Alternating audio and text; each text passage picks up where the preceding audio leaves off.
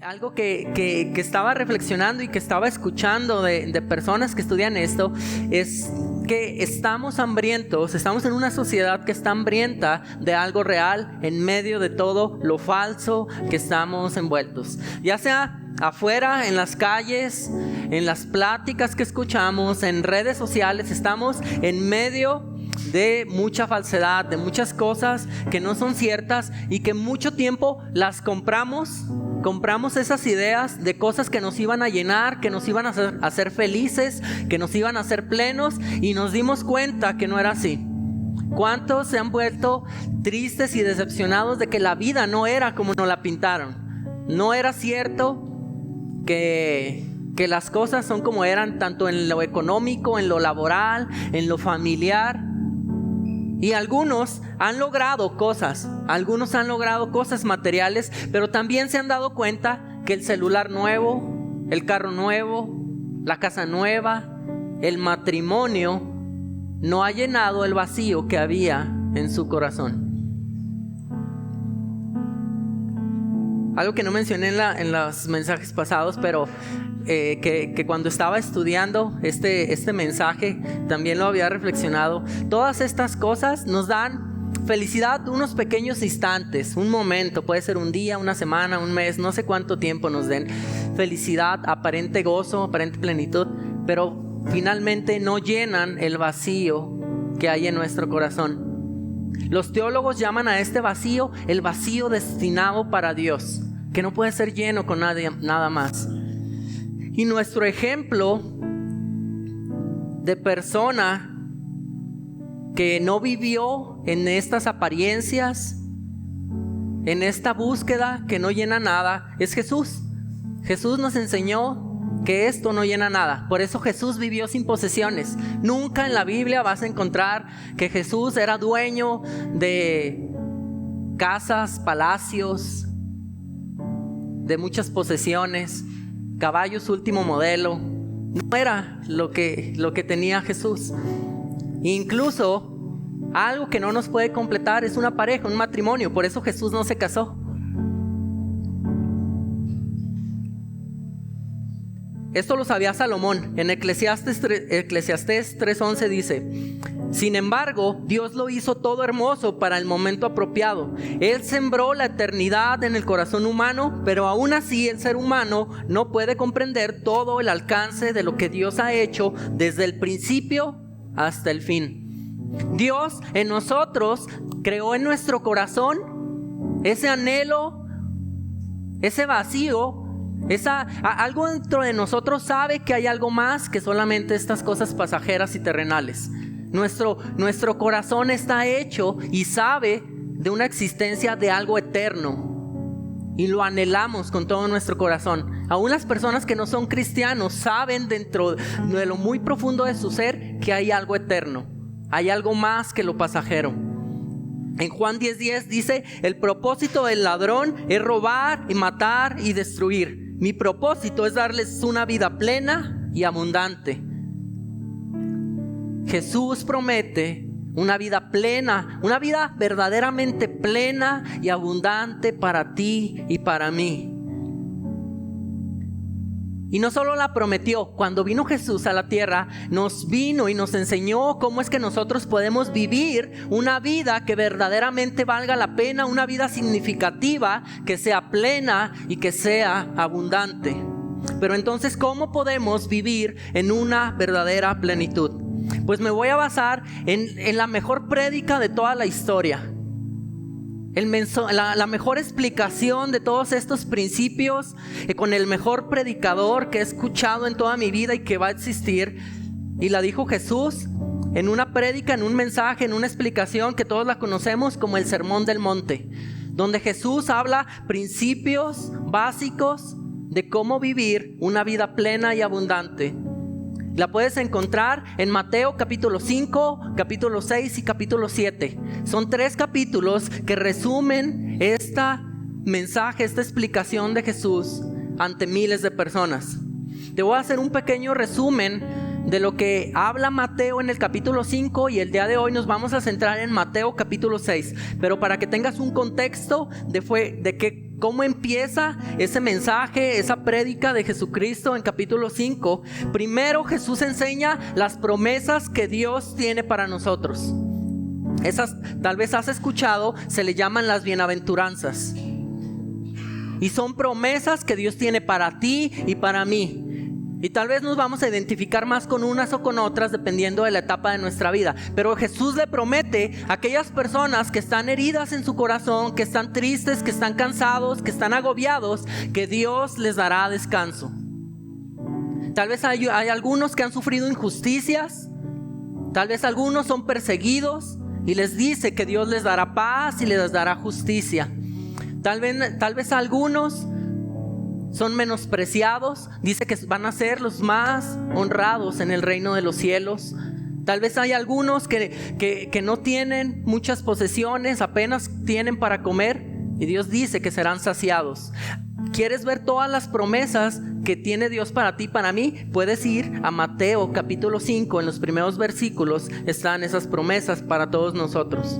Después enseña cuál es el propósito tuyo y mío aquí en la tierra. No allá en el cielo, no en la eternidad, sino cuál es el propósito de que tú y yo estemos el día de hoy viviendo aquí en la tierra. Y el propósito es que tú y yo somos la sal de la tierra.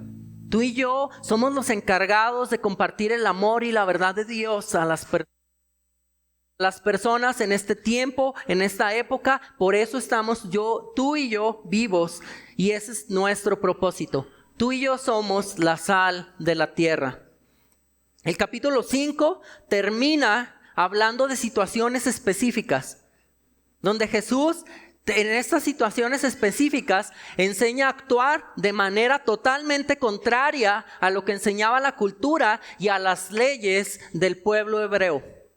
Había una ley muy conocida en la cual se basaba toda la justicia y las leyes del pueblo hebreo, y era que si a ti te hacían algo, la justicia era cobrar a la otra persona ojo por ojo.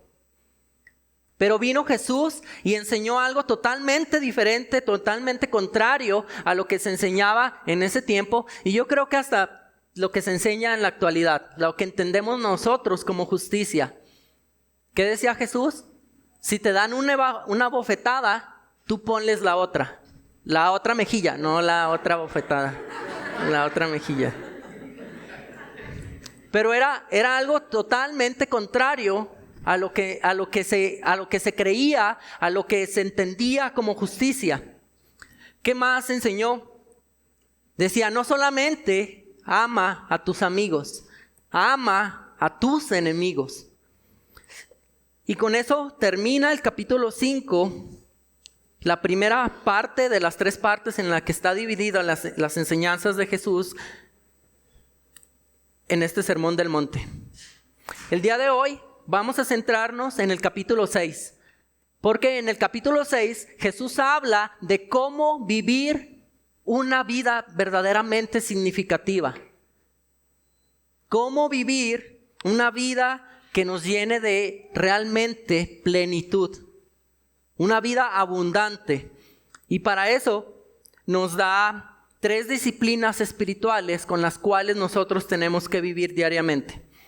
Pero antes de entrar en estas 3 disciplinas, me gustaría que juntos leyéramos cómo inicia esta parte del sermón en Mateo capítulo 6, versos 1 y 2, donde nos enseña el secreto de todas las disciplinas, de estas 3 disciplinas espirituales, y de cómo podemos vivir una vida significativa, una vida plena y abundante. Mateo capítulo 6, versos 1 y 2. Dice así: tengan cuidado, no hagan sus buenas acciones en público para que los demás los admiren, porque perderán la recompensa de su Padre que está en el cielo. Cuando les des a alguien que pasa necesidad, no hagas lo que hacen los hipócritas, que tocan la trompeta en las sinagogas y en las calles para llamar la atención a sus actos de caridad. Les digo la verdad, no recibirán otra recompensa más que esa. Si te das cuenta, Jesús está diciendo, tenemos 2 recompensas de las cuales nosotros tenemos que tomar una decisión. ¿Vas a querer las recompensas del reino del cielo, las recompensas espirituales, o te vas a conformar con las recompensas terrenales, que es el aplauso o el cómo te ven las personas o lo que puedas conseguir aquí en la tierra? Pero tú tienes que decidir cuáles quieres. ¿Quieres las recompensas espirituales o quieres las recompensas terrenales? Y batallé mucho, siempre lo digo, porque siempre batallo para ponerle título al mensaje del día de hoy. Si tú estás tomando notas y quieres ponerle un título, no te vayas a espantar con el título. No es un título que quiera hacerte juzgar o señalar. Al final va a ser algo que creo que nos va a dar ánimo. Pero el título, le estuve preguntando a algunas personas y el que ganó fue este. Se llama Cristianos Hipócritas. Cristianos Hipócritas es el título del mensaje del día de hoy. Y vamos a ver a qué se refiere con hipócritas en este pasaje. Bueno, en todo el capítulo lo menciona mucho. ¿A qué se refiere Jesucristo en este mensaje con hipócritas? ¿Qué significa ser cristiano? ¿Y cómo podemos obtener las recompensas del reino de Dios? Esa paz, esa plenitud y esa abundancia.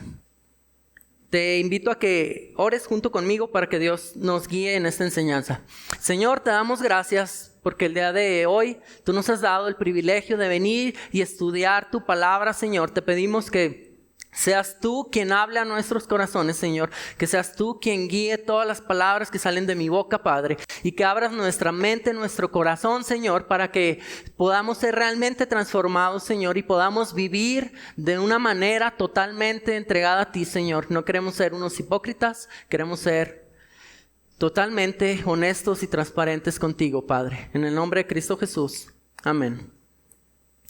Y bueno, primero tenemos que hablar de qué son los hipócritas o qué entendemos en la actualidad por hipócrita. Yo muchos años de mi vida, yo creo que como unos 8 o 9 años de mi vida, tenía ya algunos familiares que me hablaban de Dios, que me invitaban a la iglesia, pero yo nunca quise asistir a la iglesia porque a mí me parecían los cristianos, todos los cristianos me parecían hipócritas. Yo no quería nada con Dios porque la gente que yo conocía, a mí me daba la impresión de que todos eran unos hipócritas. Entonces, ¿qué era lo que yo entendía por hipócrita y lo que la mayoría de la gente entendemos? Son personas que dicen una cosa y que hacen otra. Eso es lo que entendemos en la actualidad por hipócrita.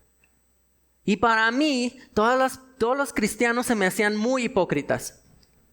¿A alguien más le parecen los cristianos? No levanten la mano, aquí no hay hipócritas. En otras iglesias hay cristianos hipócritas, aquí no. Pero esa era la sensación que yo tenía y yo por eso no me quería acercar a Dios. Pero realmente si reflexionamos, ¿quién nunca ha sido en su vida algo hipócrita?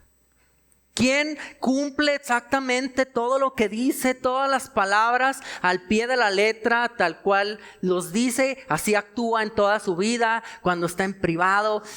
La mayoría son hipócritas. La gente, hay una parte de nuestra naturaleza humana que se desvía al egoísmo, a la ventaja, al ver nada más por lo suyo.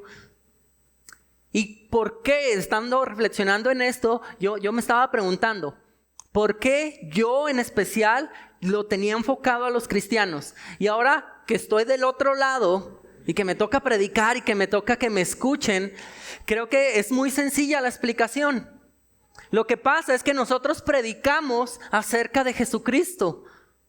¿Y quién fue Jesucristo? Jesucristo es la persona más perfecta que ha pisado esta tierra. Entonces, si nosotros estamos hablando de Él, cómo vivía Él, cuáles son las enseñanzas de Él, y Él está acá, pues ¿dónde quedamos nosotros? Nosotros quedamos muy lejos de ese estatus. Es muy difícil vivir como Jesús. La verdad es que sí es difícil, porque hay una parte de nuestra naturaleza que no es como Él.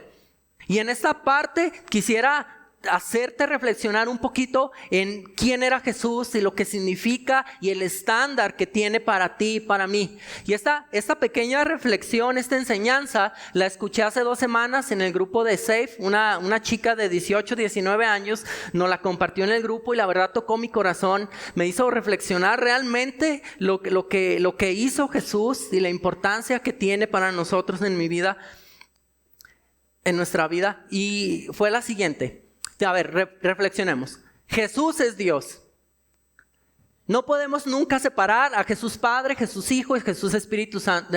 A Dios Padre, a Dios Hijo y a Dios Espíritu Santo. Los 3 son Dios. Dios es el creador de todas las cosas. Es el creador del cielo, de la tierra, del universo, de las estrellas, del sol, de todo lo que vemos. Dios es el creador de todo. Jesús es el creador de todo. Jesús estaba ahí en la creación. Él era Dios ya. Jesús siempre ha sido Dios, nunca ha dejado de ser Dios. Jesús estaba en la creación, Él creó las cosas. Él es el único que realmente merece alabanza. Él es el único que realmente merece adoración. Al único al que realmente podemos inclinarnos y decir, yo sé que tú eres superior a mí. Jesús es la única persona que merece eso. No hay nadie en la tierra que merezca ese lugar. Él, siendo todo lo que es, decidió venir a la tierra, pero no decidió venir a la tierra como cualquier persona. Él vino y nos dio un ejemplo de cómo tenemos que ser, cómo tenemos que vivir. Y nos lo enseñó incluso desde antes de nacer. Él eligió a María y a José como sus padres. Incluso unas horas antes de nacer, ¿qué es lo que estaban haciendo María y José? Estaban huyendo porque peligraba su vida. Querían matar a Jesús antes de nacer. Él decidió nacer como un perseguido a muerte. Él siendo el rey, el creador de todo, la persona más perfecta, más poderosa, el único digno de alabanza, Él eligió nacer como un perseguido. Incluso antes de nacer estaba siendo perseguido. ¿Qué pasó unas horas antes? Llegaron José y María a tocar en las puertas a ver si alguien les daba posada para poder dormir o un lugar donde pudieran nacer Jesús. ¿Y qué se encontró? Una negativa. Nadie los quiso aceptar. Jesús, el Rey del universo, no encontró un lugar donde Él pudiera nacer. No encontró un cuarto donde Él pudiera nacer. Y al final, ¿dónde nació? Entre los animales, entre el estiércol y las moscas. Ahí es donde Jesús decidió nacer. Él siendo el más digno de alabanza, decidió nacer entre el estiércol y las moscas. Ese es el ejemplo que nos da de vida Jesús. Y no solo fue al nacer, fue durante toda su vida. Les comentaba hace un momento, Jesús nunca vamos a encontrar que tuvo muchos caballos y casas y palacios y posesiones y que a Él le gustaba que lo alabaran.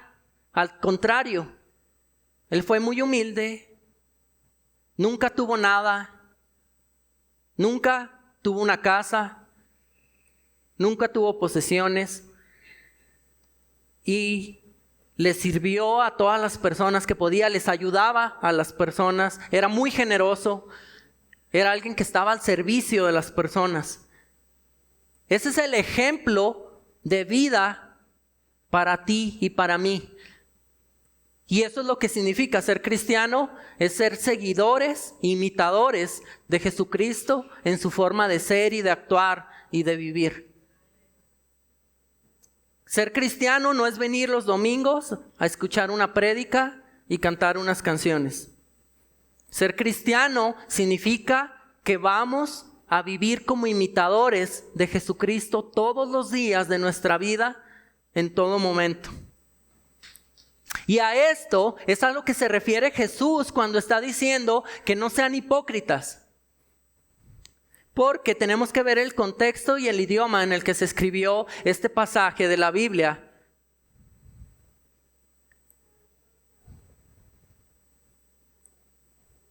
En el griego, o más bien en Grecia, había algo que se llamaba el teatro griego. En el teatro griego había unas personas que eran actores. Si pudieran poner la imagen que les pasé.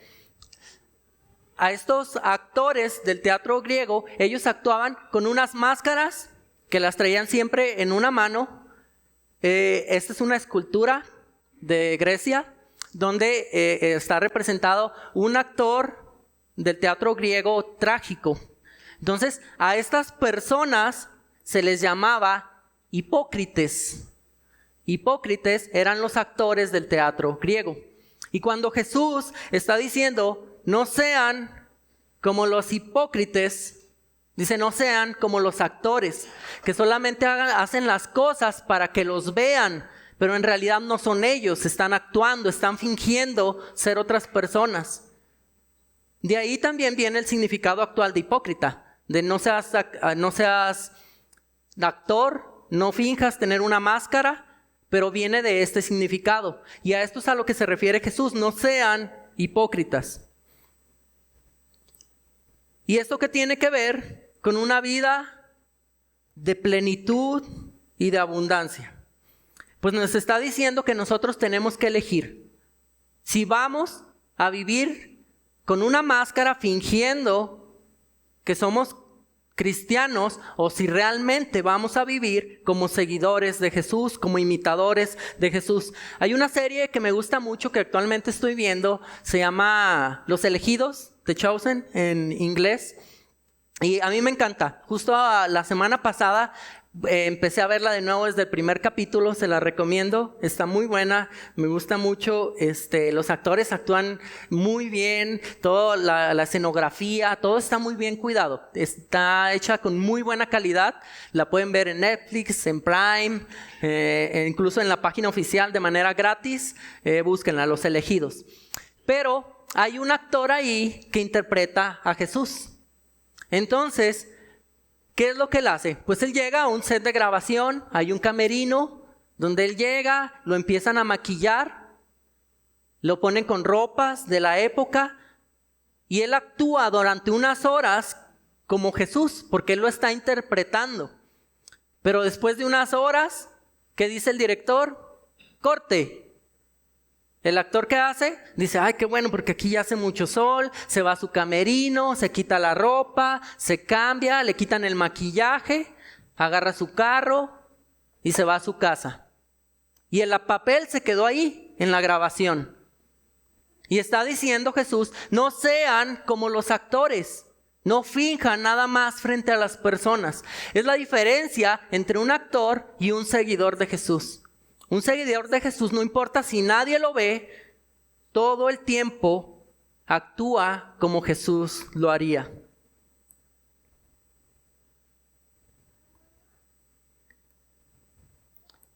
¿Cómo podemos ser realmente verdaderos discípulos de Jesús, seguidores de Jesús? Hay 3 disciplinas espirituales básicas que nos enseña Jesús en este Sermón del Monte en el capítulo 6. La primera es, da con amor. Y está se me perdió aquí. En Mateo capítulo 6, versos 3 y 4. Dice así, pero tú, cuando le des a alguien que pasa necesidad, que no sepa tu mano izquierda lo que hace tu derecha. Entrega tu ayuda en privado y tu Padre, quien todo lo ve, ¿qué dice? Te recompensará. Aquí está diciendo la primera disciplina espiritual. Dice, pero tú cuando des, no dice si quieres dar, dice tú cuando des, que no sepa tu mano izquierda lo que hace la derecha. Hazlo en privado y entonces vas a obtener las recompensas espirituales que Dios te da.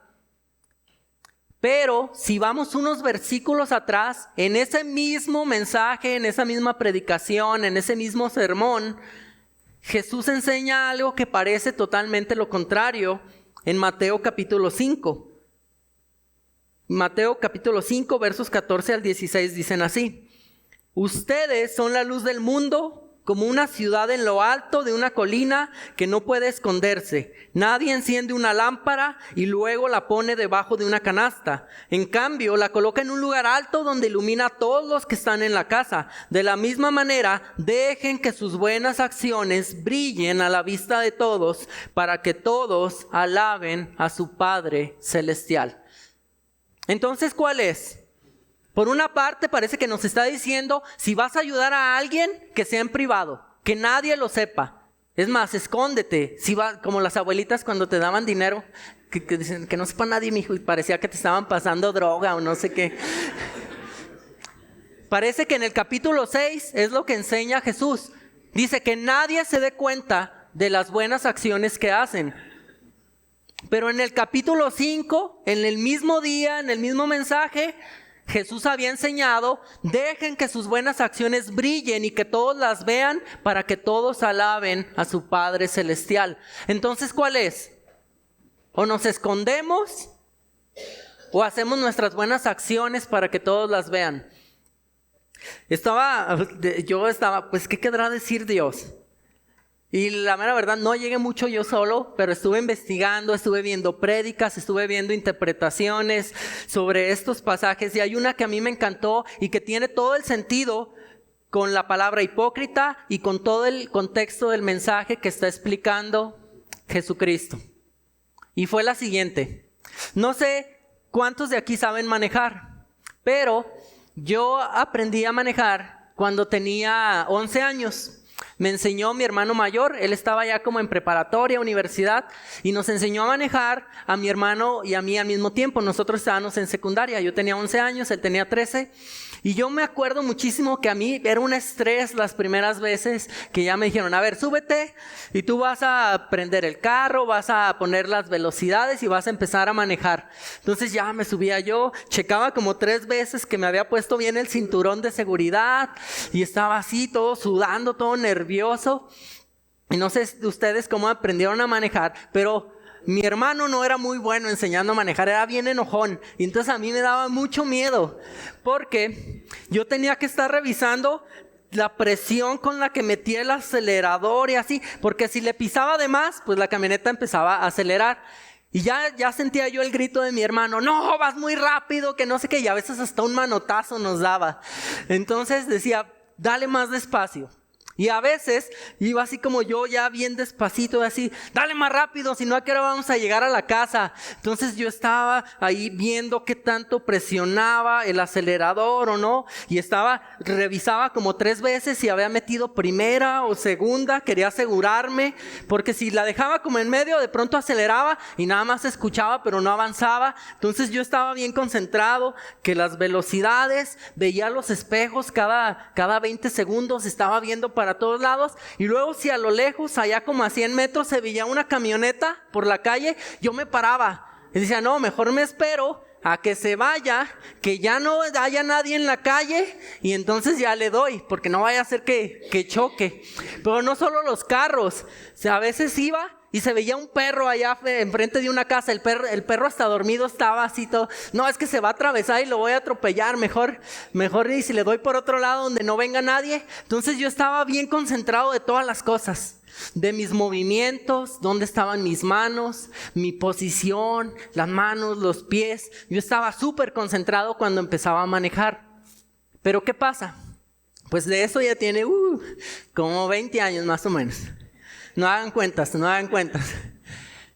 Y entonces, ¿ahora qué pasa?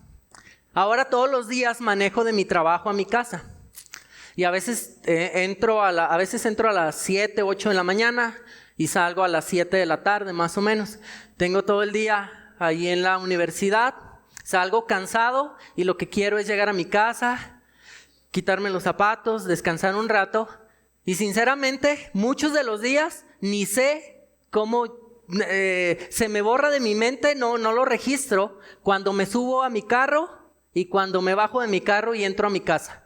Ya lo hago en automático, ya no me doy cuenta, ya no estoy preocupado si va a pasar un perro, si viene un carro, si no vienen carros, si hay tráfico, si no hay tráfico. Yo lo que estoy pensando es qué voy a hacer cuando llegue a mi casa. Ya no es una preocupación, ya no estoy al pendiente de todos los detalles cuando estoy manejando. Ya no sé lo que hace mi mano izquierda y mi mano derecha porque ya es parte de mí manejar. Es algo que hago tan a menudo que ya es parte de mi vida. Ya no le estoy poniendo atención.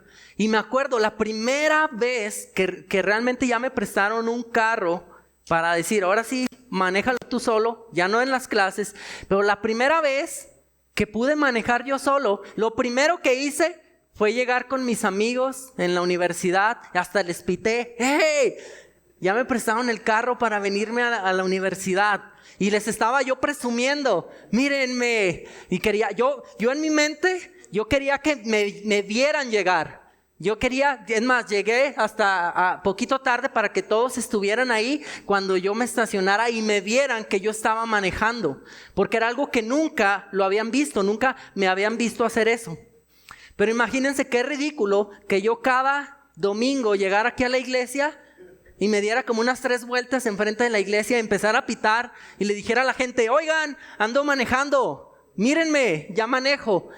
Pues ya sería algo ridículo, porque ya es algo que ya es parte de mí, que ya hago, así como muchas personas lo hacen. De la misma manera, Jesús nos está enseñando que hagamos, que seamos generosos, que demos de tal manera que sea tan cotidiano, que sea parte de nuestra vida, que ya no lo tengamos que presumir, que ya no tengamos que tocar las trompetas y que decirle a la gente, mírenme qué generoso que soy. Pero no que nos ocultemos.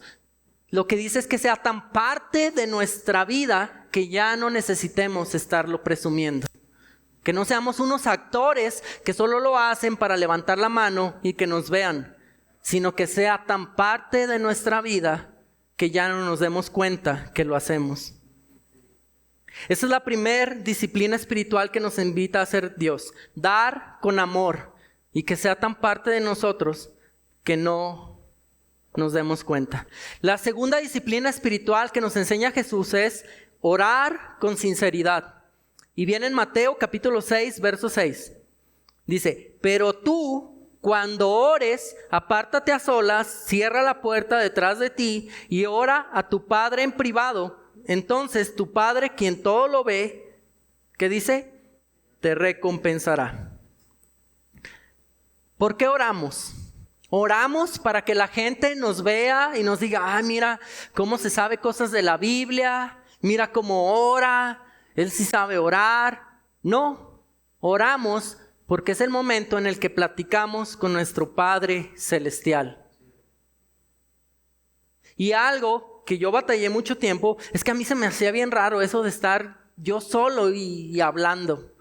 Entonces yo sentía que estaba ahí como loquito, hablando ahí solo. Yo no me sentía muy a gusto. Y la verdad tampoco creía que eso tuviera mucho impacto en mi vida. Pero cuando realmente vemos la Biblia y las enseñanzas de Jesús, creo que a veces digo la mayoría, pero no es la mayoría. Todas las cosas en tu vida y en mi vida, el primer paso es vivir con estas disciplinas espirituales y son con las que vivió Jesús toda su vida. Hay cosas, hay acciones que tenemos que hacer, pero esto es primero. Tenemos que ser generosos, tenemos que orar con sinceridad. Cuando empecé a orar, luego batallé con ser honesto con Dios. Yo trataba como de maquillarle las cosas a Dios, como decirle, pues estoy bien, Dios, aquellos están bien mal, bendícelos a ellos, ayúdalos a ellos, porque yo estoy bien, yo la verdad estoy bien. Pero ese tipo de oraciones, para empezar, no funcionan y nos estamos engañando. No hay nada que le podamos ocultar a Dios. Dios todo lo sabe, Dios todo lo ve. Y lo que le importa es que nosotros podamos ser sinceros con Él. Entonces, la primera disciplina es da con amor y generosidad. La segunda disciplina es ora con sinceridad.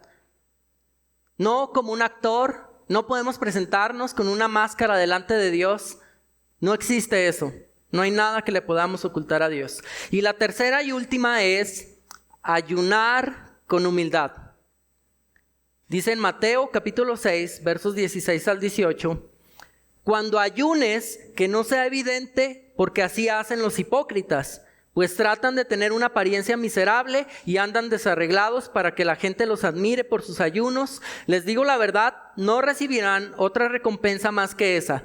Pero tú cuando ayunes, peínate y lávate la cara, así nadie se dará cuenta de que estás ayunando, excepto tu Padre, quien sabe lo que haces en privado, y tu Padre, quien todo lo ve, te recompensará. Te dije que yo al principio batallé mucho con la oración. La verdad es que con el ayuno hasta la fecha sigo batallando. No es algo que practique muy seguido, pero estaba estudiando este tema porque creo que yo lo necesito. Creo que si verdaderamente yo quiero ver a Dios en mi vida obrando, yo necesito dar, orar y ayunar. Y Jesús no lo dio como opciones. No dijo si quieres dar, si quieres orar o si quieres ayunar. Dijo cuando ores, cuando des y cuando ayunes. Y algo que me causaba conflicto fue lo siguiente. ¿De qué manera me va a ayudar a mí a ayunar? Si mi problema a lo mejor es económico, es en el trabajo. ¿Qué tiene que ver ayunar con mi problema? Todas estas disciplinas son una renuncia a nuestro yo, a nuestras cosas, a nuestros intereses, a lo que yo soy, a lo que yo creo de mí y a ser más como Jesús. Y voy a terminar contándote un pequeño testimonio que la mayoría de los que me conocen ya lo saben, pero creo que es importante con el tema y que ejemplifica cómo yo he luchado contra eso, porque hay una parte de nuestra naturaleza que solo le importan las cosas terrenales, las cosas que vemos, y es parte de nosotros. Nadie podemos decir que no la tenemos. Yo en el 2015 terminé de estudiar mi maestría, y yo quería estudiar mi doctorado en Inglaterra. Entonces yo me regresé aquí a Zacatecas para estudiar inglés. Estuve estudiando unos meses inglés, pero cuando terminó el proceso para irme a estudiar ese doctorado en Inglaterra, resulta que no completé algunas de las cosas que me pedían y no me aceptaron. Entonces yo me acuerdo que eso a mí me desanimó mucho, me frustró, pero pues empecé a venir aquí a la iglesia cuando yo iba a Palabra de Vida, allí en Gavilanes. Empecé a ir a la iglesia y así. Y algo que también me acuerdo es que pues duré 2 años sin trabajo, porque yo estaba estudiando, ¿qué suena? Yo estaba estudiando inglés, yo estaba viendo las opciones para irme a estudiar. Primero fue a Inglaterra, no quedé, me rechazaron. Luego traté de irme a Canadá, no quedé, me rechazaron. Luego que traté de irme a Querétaro, no quedé, me rechazaron. Todo ese proceso duró 2 años, donde yo no tenía trabajo, donde yo no traía dinero. Me acuerdo que salíamos de la iglesia y ya tenía amigos ahí y decían a veces, pues vámonos a los tacos o por unas hamburguesas o lo que sea. Yo no traía ni un peso para comprarme un chicle, no traía ni 10 pesos para regresarme en el camión. Entonces yo lo que les decía es, tengo cosas en mi casa, tengo un evento familiar, tengo cosas, y yo me iba caminando para mi casa, no porque no tuviera ganas de ir por unas hamburguesas, por unos tacos, era porque no tenía dinero para poder ir. Y así duré como 1 año. Luego mi mamá vendió una casa y de la venta de esa casa lo dividió en 4 partes. Una parte se la quedó ella y las otras 3 partes la repartió entre mis 2 hermanos y yo. Y Dios sabe que no miento. Dios sabe que no miento en lo siguiente que voy a decir. De todo el dinero que me tocó de la venta de esa casa, yo creo que aproximadamente el 80% yo lo gasté en las visitas que hacíamos en el tutelar para menores, en la prisión de menores. Y creo que ahí Dios me enseñó el pasaje que dice: donde esté tu tesoro, ahí estará también tu corazón. Más o menos gastábamos como 2,000 pesos por semana cuando íbamos al tutelar para menores. Duramos poco más de 2 años yendo a ese tutelar para menores. Cada año tiene 52 semanas. No hubo una sola semana en la que no fuéramos. Si haces cuentas, son más de 100,000 pesos invertidos en eso. No todo lo puse yo. Fura ponía otra parte, a veces gente nos sembraba, ponía otra parte, pero la mayor parte sí lo puse yo. ¿Y qué estaba pasando en mi vida en ese tiempo? Cuando yo estaba invirtiendo en ir a compartirles la palabra a esos jóvenes, a veces les llevábamos chocolate, comida, cosas que no tenían en ese lugar. ¿Qué era lo que estaba pasando en mi vida durante estos 2 años? Fueron 2 años que yo no tenía trabajo, que me estaban rechazando de lo que yo más quería en ese momento. Hasta que llegó un día que voy al cajero y ya no había nada de dinero. Se acabó el dinero. Y yo me acuerdo que empecé en ese momento a renegar con Dios y le dije: Dios, ¿no que tú ayudas? Yo sentía que a la iglesia no le importaba lo que yo estaba haciendo. Ya para ese momento Fura se había ido a Monterrey. Hubo una temporada que estuve yendo yo solo. Y decía: creo que a nadie le importa, ni a la iglesia le importa. Y luego iba y compartía mensajes con algunos chicos y yo los seguía encontrando drogándose, que no me ponían atención. Y sinceramente dudé de lo que Dios estaba haciendo. Y lo más importante de todo, para mí es muy importante la familia. Yo llegaba a mi casa y lo que siempre había en la casa eran problemas.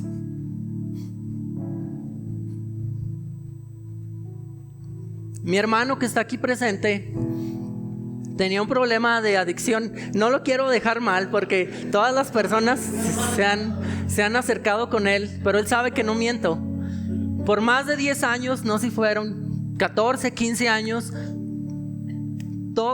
la mayoría de los días que yo lo veía, o estaba borracho o estaba crudo, o había chocado, o había perdido el celular, o simplemente había días o semanas que no sabíamos de él. Días y días, que quién sabe dónde estará, si estará vivo, si estará muerto. Y eso verdaderamente sí me dolía.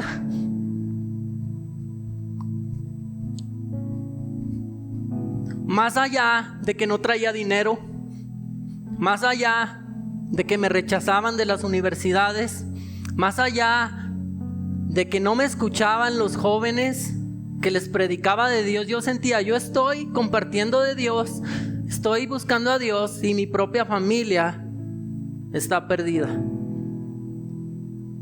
Y no fue un año así, no fueron 2 años, no fueron 10 años, yo creo que fueron más de 10 años así. Pero esos 2 años en específico yo así me sentía: Dios no me está ayudando para nada. Pero creo que Jesús sabía esto. Jesús sabía que cuando empezáramos a tratar de vivir con estas disciplinas espirituales, íbamos a tener que enfrentar esto. Y capítulo 6 de Mateo termina de la siguiente manera, el verso 31 al 33. Dice así: así que no se preocupen por todo esto diciendo: ¿qué comeremos? ¿Qué beberemos? ¿Qué ropa nos pondremos? Esas cosas dominan el pensamiento de los incrédulos, pero su Padre Celestial ya conoce todas sus necesidades. Busquen el reino de Dios por encima de todo lo demás y lleven una vida justa y Él les dará todo lo que necesiten. Te puedo decir que sin duda sé que es Dios. Gracias a Dios, ahorita tengo un excelente trabajo, hago lo que me gusta, lo disfruto con todo mi corazón. Tengo el tiempo libre que yo quiera. El día que yo quiera no voy y puedo venir a una reunión aquí en la iglesia. Tengo todo el tiempo disponible. La verdad, soy sincero y creo que tengo muy buen trabajo. En 2 meses gano todo lo que invertí. allá en el tutelar en esos 2 años. Pero lo más importante es que Dios ha transformado la vida de mi familia. Igualmente, Él sabe que no miento. Tengo un predicador personal en la casa. Creo que él es mucho más ordenado y estudioso con la Biblia, y es el ejemplo de fe más cercano que tengo, y es mi hermano. Todos los fines de semana, mientras como, mi hermano me predica la palabra de Dios. Todos los días que yo estoy aquí en Zacatecas y como en la casa, mi hermano me predica la palabra de Dios. Él le gusta mucho estudiar. Y siempre cuando comemos en la mesa platicamos.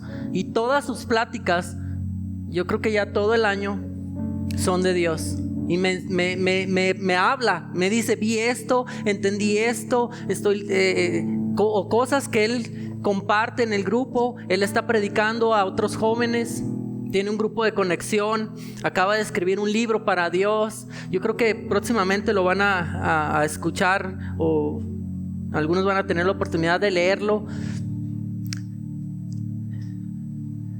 Creo que esto él no lo ha dicho, pero se va a ir a estudiar para pastor en los próximos meses. Él ha cambiado totalmente su vida.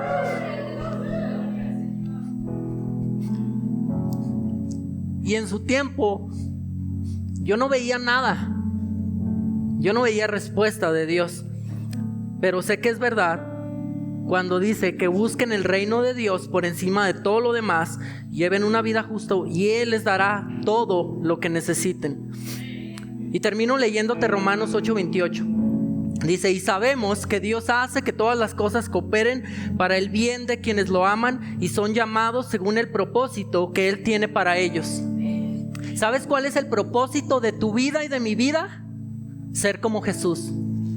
Ese es el propósito de tu vida y de mi vida. Y puede haber dificultades, puede haber cosas, pero cuando dice que todo ayuda para bien, no quiere decir que ayuda a nuestras comodidades. Quiere decir que todo ayuda para que tú y yo cada vez nos parezcamos más a Jesucristo.